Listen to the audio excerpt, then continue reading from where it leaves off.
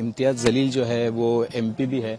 इम्तियाज भाई, इस समय में कुछ पूछना बहुत गलत भी होता है, लेकिन इतनी जल्दी दादा साथ छोड़ गए।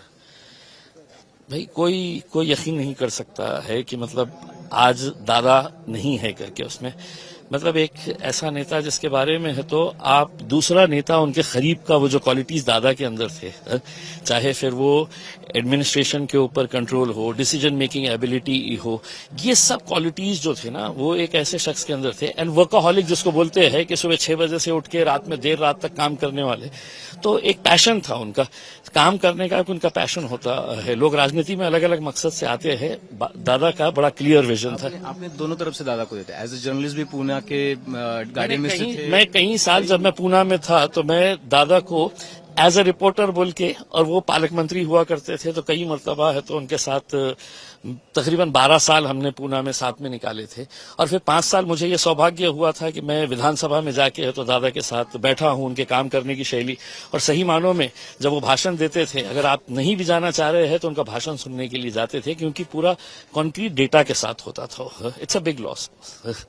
धन्यवाद इम्तियाज भाई।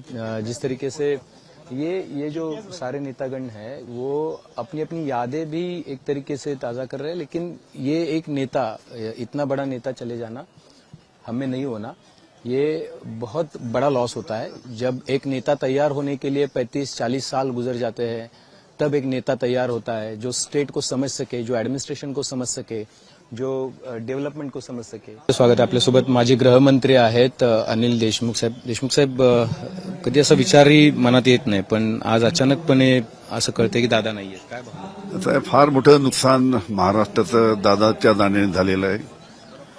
खऱ्या अर्थानं अजितदादा हे महाराष्ट्राच्या राजकारणाचे खऱ्या अर्थानं दादा होते। एक कर्तृत्ववान नेता, एक करारी नेता।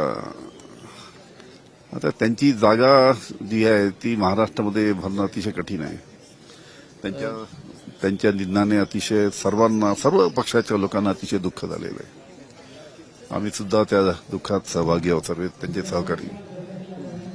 दादा वेळेचे एकदम पक्के होते आणि शब्दाचे पक्के होते। 2 शब्द म्हणजे वेळ आणि शब्द, याच्यामधून दादानी कधी वेळेच्या बाबतीत दादांनी कधी मी पाहिलं की 10 वाजताचा कार्यक्रम असेल, आम्ही जर त्यांना म्हटलं साहेब दादा 10 वाजता कार्यक्रम आहे पण लोक यायचे आहे, जाऊन बसू आपण। 10 म्हणजे 10। एकदा मला आठवतं एका नागपूरच्या कार्यक्रमाला देशपांड्याला आमचा 10 वाजून 10 मिनिटांनी कार्यक्रम होता पक्षाचा। मी त्यांना म्हटलं अजून अर्धा तास उशिरा जाऊन लोक यायचे जरा ग्रामीणमधनं, आपण जाऊन बसू नये।